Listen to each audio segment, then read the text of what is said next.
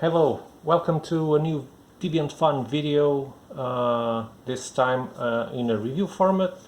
I've been meaning to talk about this book for a while, but it has been taking me some time to read it because it's not a small book, as you can see. Okay, I can hardly frame it. It's so huge. It's deluxe size, almost square, not as the Franco-Belgium format. It's a Fantagraphics release edition, so you can expect ultra thick paper, extra quality paper, but it's not glossy. But there's no need for it because the illustrations, as you can see, are either black and white and with gray, so not a lot of color, almost none. Though we can call white, black and gray colors.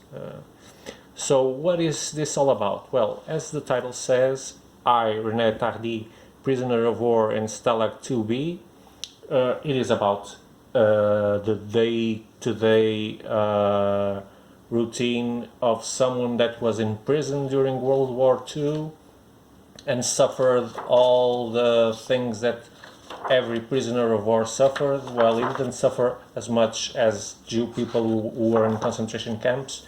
He was at a camp, of course, but not a concentration camp. It was a camp just for prisoners of war, POWs. And so instead of being something like a novel, what you see here is the way that Jacques Tardi, his son, has transformed his father, Jacques Tardi, memoirs, because he kept a diary of everything that was happening while he was imprisoned. And so what we see here is Jacques Tardi inserted into the scenes that his father described in the diary, like if he's talking to him and getting the answers, asking about this and that, and his father gives him the details. Well, his father was actually a war tank operator, and everything was going smoothly if you're considering a war scenario. He was in his tank shooting bad guys until the bad guys shot back and he was captured. It was just about here, as you can see. So, and then that's when hell starts, right? He's stuffed into a train filled with other prisoners of war, where they could hardly breathe, let alone have their necessities done. They had to punch a hole through the floor, otherwise the stench would be so incredible that everyone started vomiting and etc. You can imagine how it could get.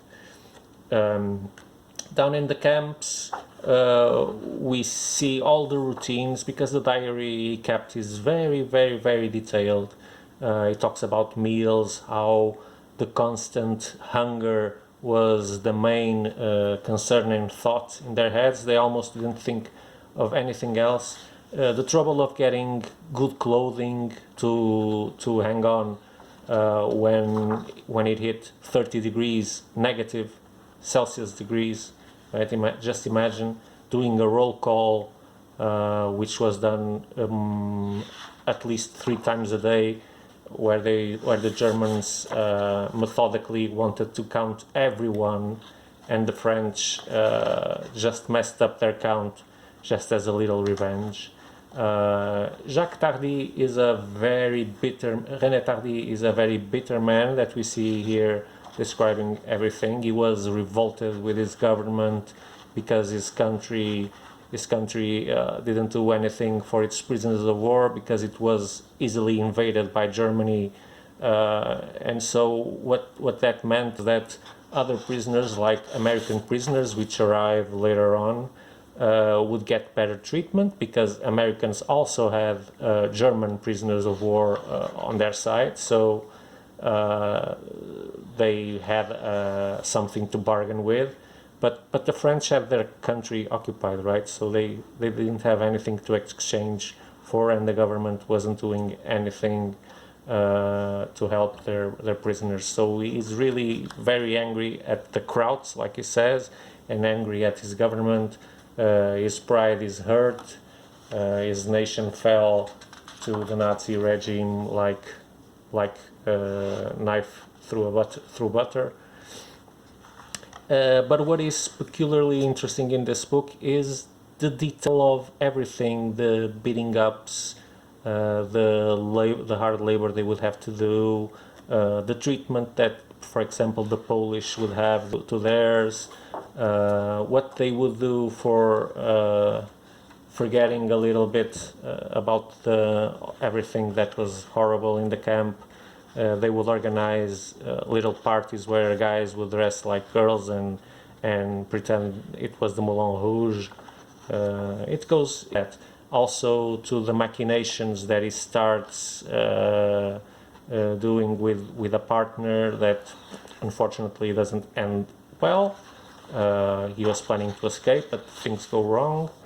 I don't know. Even the tactics to get clothes and keep them, not having them stolen, and throughout the whole book, he just wants to get back to Henriette, his wife. That's what kept him alive and wanting to survive this.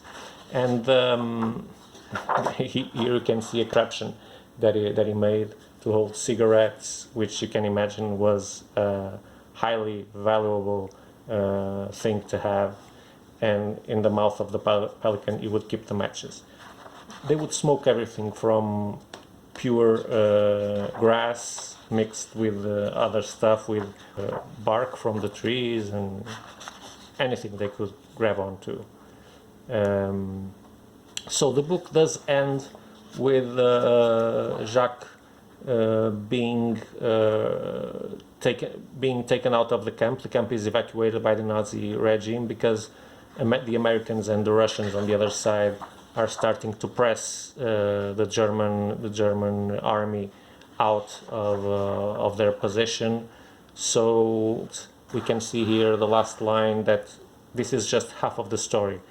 Well, it says here, I couldn't know, of course, that the journey was going to be long and turbulent, but one of these days I'll tell you about my return and what happened after.